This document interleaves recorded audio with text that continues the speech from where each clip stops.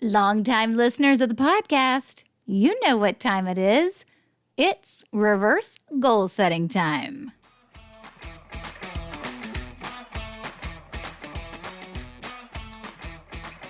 Hey there, and welcome to episode 287 of the Roadmap to Referrals podcast, a show about helping you build a referable business. I'm your host, Stacey Brown Randall. My journey from a business failure to a successful business, now 10 years in, I know generating referrals naturally and consistently has made all the difference. Working with clients around the world, we leverage the science of referrals, protect relationships above all else, and help you build a referable business.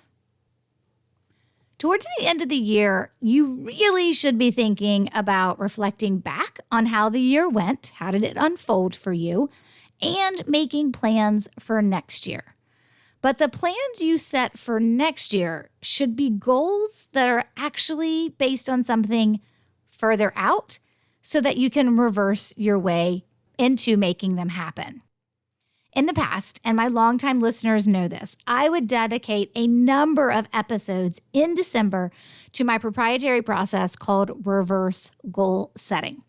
But this year, I'm doing it a little bit different. And I'm going to give you one episode as an overview because I really can't let an entire year go by and I really can't let December go by without talking about the importance of reverse goal setting. I mean, just goal setting in general, but I like it the way I teach it because it helps people actually see things and puts things in perspective, which is really important when you're trying to actually make goals happen and you lose your motivation by, February 1st, right?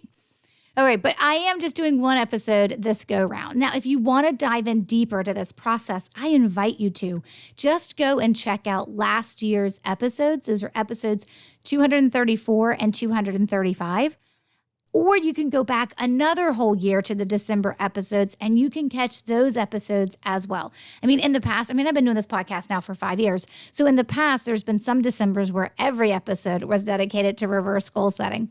I've noticed every year I'm shrinking it down. Last year, only 2 episodes in December were dedicated to the reverse goal setting process. And this year, only 1. And that's probably where we'll stay and hang out. The reason for this is that I teach referrals all day, every day. I eat, sleep, and breathe this stuff. You know, if you're a longtime listener of this podcast, that's what I talk about more than 80% of the time.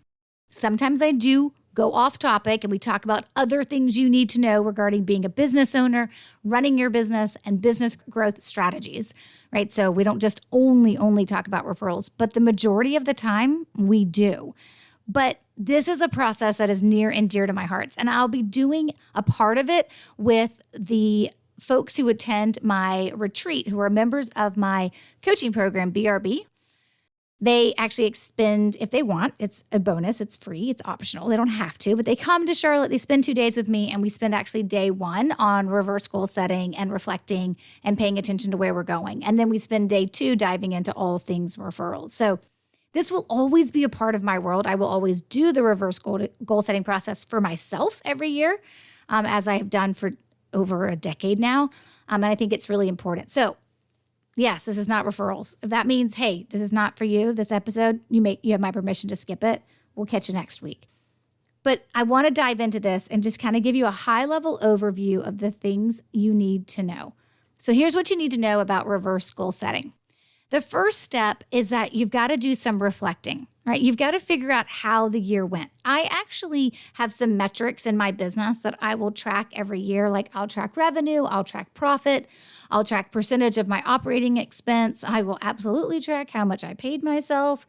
And then I'll track other things, right? And I'm not getting into the nitty gritty, like how many referrals did I receive? This is still pretty high level for me when I'm reflecting overall on the business. I really wish you guys could see me talking with my hands right now because they are all over the place as I'm talking about these different parts. But okay, I digress. Sorry. You have a visual now. But I think when you are have metrics, but I like to track these metrics year to year, right? So what was my revenue last year as compared to the year before? What was my profit last year as compared to the year before? How am I doing with my operating expenses? What percentage am I falling in within how much I'm spending on expenses, right? That's what operating expense is. Of course, how much am I paying myself? But then I'll also check like how many new clients did I bring on board, or how many repeat clients did I have as well. So you just need to look at the metrics that make sense for you. I don't track more than like 5 or 6 in any like given time in terms of comparing this year to last year to the year before. But reflecting is a big part of it. Also, as part of my reflecting, I'm going to ask some questions like, what was I most proud of that I accomplished in 2023? I'll also ask questions like, what did I get excited about or energized about? One of my favorite questions to ask is, what felt heavy this year? So I am actually doing things different in my business this year because at the end of last year, at the end of 2022, I was like, wow, that felt really heavy. I don't want to do that again. So guess what? I'm the owner. I'm in charge. I just said, I'm not doing that again. So then I didn't. And it was great. And I really appreciate it. I mean, you have to make conscious decisions and trade-offs, right? You decide not to do something, right? Like there's always going to be a trade-off in that case. But for me, it's not just the metrics. It's also reflecting back on the year. And sometimes I actually have to look into my calendar and be like, what did I do in January again? Right? Like just kind of remind myself and like pay attention. Like when did we do different like promotional pushes for my online program? Or when did we do promotional pushes for my coaching program, building a referable business? Like when did we do this? And when did we do that? And my goal, just so you guys know, is always to do less, not like the least amount of effort. That's not what I mean. I just mean like, I just think that we get caught in this do more, do more, do more, say yes, say yes, say yes. And I'm all about how many times can I say no, but still take care of my clients and still keep my business running the way that I want it to. Because we all have a life to live outside of our business 4 walls, right? And so as I'm doing reflecting, there's questions that I'm answering. I'm talking about, hey, what goals did I have for this year? What did I accomplish? What are my biggest opportunities for 2024? These are all the kind of questions that I would ask in a reflecting stage, right? And then you move into step number 2. And step number 2 is what I call the 5-year vision. The reason why the reverse goal setting has that name, it's because I want you to reverse into what your goals are for next year. And how you do that is by going further out. Now, I have a really, really good friend, Kathy Brown, who actually teaches a 10-year goal process. So I'm going to link to her in the show notes because I just think her stuff is fabulous. And so she's actually got some resources that you can go and check out about like, okay, wow, a 10-year goal. What does that mean? That's so far away. Like it feels far away until you get older. And then you're like, that's not actually so far away. So I'll link to her 10-year goals. I have done the 10-year goal process with her. I think it's really, really cool. But I have always traditionally taught a 5-year vision, right? Like, where do you want to be in 5 years? What do you want your business to look like? What do you want to have accomplished? What life experiences did you want to have? And we look at this holistically because you're a whole human. So it's not just what you want your business to do, but it's also like, what do you want your life to look like that you're living? So whether you do that for a 10 years, right, or 5 years, this process for me, we go out 5 years. I think it's super valuable to go out even further. And these things can like meld in together perfectly. So definitely go to the show notes page for this episode if you want to check out my friend Kathy Brown's 10-year goal information that she has. And again, the show notes page for this episode is stacybrownrandall.com/287. That's for episode 287. But the 5-year vision is really like, where do you want to be? Like in my instance, a 5-year goal for me, many, many years ago was, I want to have a published book. Well, now I do, right? Like, it's like, where do I want to be in 5 years? Like maybe you're making $250,000 and you really, in 5 years, you're like, I should be making $750,000, right? Maybe you're like, wow, I just started my business. And in 5 years, it would be amazing to make $250,000. Right? We're all in different places. I have some people who'll do this and they'll be like, you know what? We have 3 locations and I want to grow to 7. Great. 7 locations it is in 5 years, right? It's wherever you are in your business and in your life as to what do you want. I do want to say this, and I'm just going to go ahead and say this at this point, and I'll probably mention it again if I remember before this episode is over. And that is, this is your life. And you're the only one who gets to live it. And you're the only one who truly actually gets to experience it from within your own skin. So please do not pick things because you think it's going to impress someone or you think it's what someone else would want for you. It is okay to want more. It is also okay to want less. Let me say that again. It is okay to want more. it is also okay to want less. So whatever that means to you, however you hear that today, however you receive that and where you are, let that be your guide for your 5-year vision. Now, one of the favorite things I always do, favorite was not actually the word I intended to use there because there's nothing fun about this, but it's super important and you have to do it. When you sit down to do your 5-year vision, you actually need to write down how old you're going to be in 5 years. Yeah, December 31st, 5 years from now, how old will you be? That could be painful for some of us. Some of us are like, woohoo, I love my birthday, celebrate getting older. That's not who I am. That's not where I go. I'm like, oh my gosh, I can't believe I'm going to be that old. That's typically my response. But the minute you have to say how old you're going to be, it really puts things in perspective of what you want to accomplish with your life. So you map out your personal 5-year vision.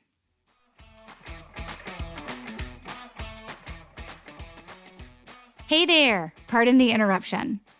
Isn't it time you take referrals really seriously in your business? Well, if that time is now for you, please don't go alone. I would love to work with you side by side and help you, give you the roadmap that you need to make referrals a reality in your business in 2024. I'd love to show you exactly how to do it. If you want to double, triple, or quadruple your referrals and do it without asking for them or compensating for them, it's possible. It's all waiting for you inside my coaching program, Building a Referable Business. Find all the details of the program and, of course, the link to complete your application at stacybrownrandall.com/referable. Now back to the episode.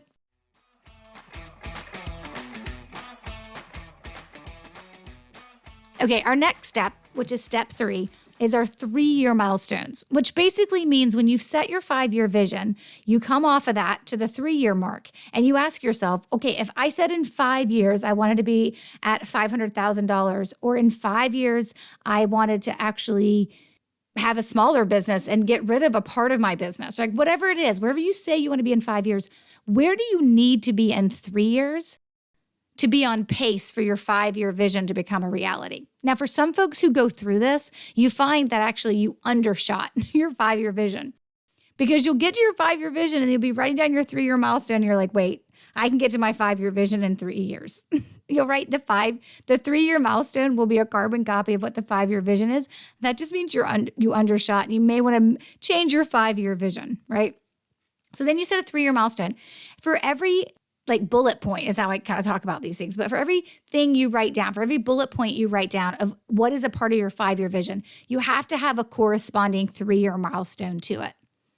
So if I said in 5 years, I want to have 5 books published, that sounds terrible, actually, as somebody who's published a book and trying to get her second one out the door. But let's just say I wanted to have 5 books published in 5 years, and I've only published 1. At the 3-year milestone, if I haven't published book probably 3, maybe getting close to publishing book 4, probably not going to hit the 5-year milestone of having 5 books published in the next 5 years. That's just how it works out from a math perspective. Right? So for every 5-year bullet point, every vision point you wrote down for that 5 years, you've got to map it to a 3-year milestone so that you know you're on pace to accomplish it. And then you move into our last step, step 4, and that's our 1-year plan. This is like a repeat of the 3-year milestones, but it's the same thing at the end of 1 year. So at the end of 2024, where do you need to be on pace for that 3-year milestone to be a reality, to be on pace for that 5-year vision to be a reality? Do you see how we started big and then we reversed into actually our 1-year plan? So we go 5-year vision, 3-year milestones, 1-year plan. And that 1-year plan effectively becomes your goals for 2024. But really, they're just the first step in the plan to you meeting and arriving at your 5-year vision, because you've determined that that's important to you. This also helps when it's like March or July or September and you're tired in the year and you're looking at this 1-year plan, right? You're looking at your goals for the year and you're like, I'm really tired. I don't know if I want to do this, or I've lost motivation, or I've lost focus, or I kind of forgot that I even had goals that I set at the beginning of the year. It calls your attention back to your why, because what you're doing for 2024 is actually mapping to what's going to be happening in your business or in your personal life by the end of 2027. and then the end of 2029. I'm going to be really honest with you guys. I just did that math in my head. I didn't actually write that down, so I hope I have that mapping correct, right? So the end of 2024 is your 1-year plan, and it maps into what's going to happen for 3 years from now. That would be your 3-year milestones. That maps into your 5-year vision. It helps establish motivation because it calls into purpose your why. So in July or in March, when you're really tired and you've forgotten about your goals, you can ask yourself, well, if I don't do these things this year, it throws off the whole 3-year and 5-year plan. So I got to decide, what am I going to do? Am I going to refocus, or am I just going to let that plan, that goal die on the vine? It's a decision. We all got to make it. We're grown-ups. That's what happens. That's what it looks like. So again, for a recap, reflect on how this year went. Compare it to previous years. But don't stop there. That's just focusing maybe on your gap or your gain. I don't know. But let's set goals. But let's set goals for next year based on them being a part of a 5-year vision with 3-year milestones and a 1-year plan that effectively becomes your 2024 goals. And then hit me up. Direct message me on LinkedIn or on Instagram, or shoot me an email and let me know what you're planning for 2024. I would love to hear from you. So the resources I mentioned in this episode, like Kathy Brown's information and links to the episodes from last year where I went into this and deeper with episode 234 and 235, those will be found on the show notes page for this episode, which is stacybrownrandall.com/287. Okay, we're back with another great episode next week, created with you and your needs in mind. Until then, you know what to do, my friend. Take control of your referrals and build a referable business. Bye for now.